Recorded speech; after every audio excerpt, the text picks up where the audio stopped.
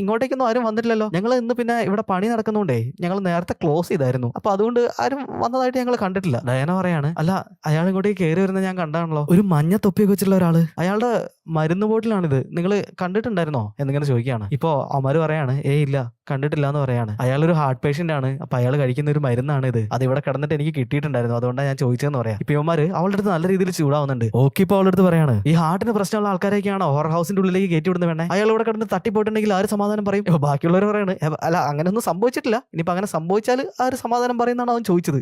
അത് തന്നെ, ഇയാൾ ഇങ്ങോട്ടേക്കൊന്നും വന്നിട്ടില്ല, നിങ്ങൾ ഞാൻ പോകാൻ നോക്ക് എന്ന് പറഞ്ഞിട്ട് ഒരു വിധത്തിൽ അവളെ പറഞ്ഞു വിടുകയാണ്. ഡയാന ആണെങ്കിൽ സംശയിച്ച് അവിടുന്ന് ഇപ്പൊ മെല്ലെ ഇറങ്ങി പോകുന്നുണ്ട്. ഇപ്പൊ ഇവർക്ക് എല്ലാവർക്കും പേടിയായിട്ട് പരസ്പരം അങ്ങോട്ടും ഇങ്ങോട്ടും നോക്കുകയാണ്. അയാൾ വെച്ചിട്ടുണ്ടായിരുന്ന ആ ഒരു മഞ്ഞ തൊപ്പി അവിടെ ഇങ്ങനെ കിടക്കുന്നുണ്ടായിരുന്നു. അത് ഇവരാരും കണ്ടിട്ടുണ്ടായിരുന്നില്ല. പിറ്റേ ദിവസം ഡയാന എണീറ്റിട്ട് ബസൂക്കയുടെ നമ്പറിലേക്ക് വിളിക്കുന്നുണ്ട്. പക്ഷെ ആ ഒരു നമ്പർ സ്വിച്ച് ഓഫ് ആയിരുന്നു. അവക്കാണെങ്കിൽ എന്തൊക്കെയോ ഒരു സംശയം ഇങ്ങനെ വരുന്നുണ്ട്. ഇപ്പൊ ആ ഒരു ഹൊറർ ഹൗസ് നിന്ന് കിട്ടിയിട്ടില്ല ഈ മെഡിസിൻ ബോട്ടിൽ അവളിങ്ങനെ എടുത്ത് നോക്കുന്നുണ്ട്. അവളുടെ റൂമിലുണ്ടായിരുന്ന ഒരു മേശ വലുപ്പിലേക്ക് അത് മെല്ലെ ഇട്ടിട്ട് അവൾ അവിടുന്ന് പോവാണ്. ഇപ്പൊ ഈ ഒരു ഹൊറർ ഹൗസിലാണെന്നുണ്ടെങ്കിൽ നമ്മുടെ മെർലിൻ അവിടേക്ക് ഇങ്ങനെ ക്ലീൻ ചെയ്യായിരുന്നു. അപ്പോഴാണ് തലേദിവസം ബസൂക്കയുടെ കയ്യിൽ നിന്ന് ചാടിപ്പോയിട്ടുള്ള ആ ഒരു മഞ്ഞ തൊപ്പി അവൾ കാണുന്നത്. അത് ആരെയെന്ന് അറിയാത്തതുകൊണ്ട് തന്നെ അവൾ അവിടെ ഉണ്ടായിരുന്ന ഒരു അസ്ഥികൂടത്തിന്റെ മുകളിലേക്ക് ഈ ഒരു തൊപ്പി വെച്ച് കൊടുക്കുകയാണ്. ബോറിസിന്റെ ആ ഒരു വീട്ടില് ഇവന്മാരെല്ലാരും കൂടി ഒത്തുകൂടിയിട്ടുണ്ട്. എങ്ങാനും പോലീസ് പൊക്കിയിട്ടുണ്ടെങ്കിൽ ആകെ സീനാവല്ലോ. അതാലോചിച്ചിട്ട് ഇവന്മാർ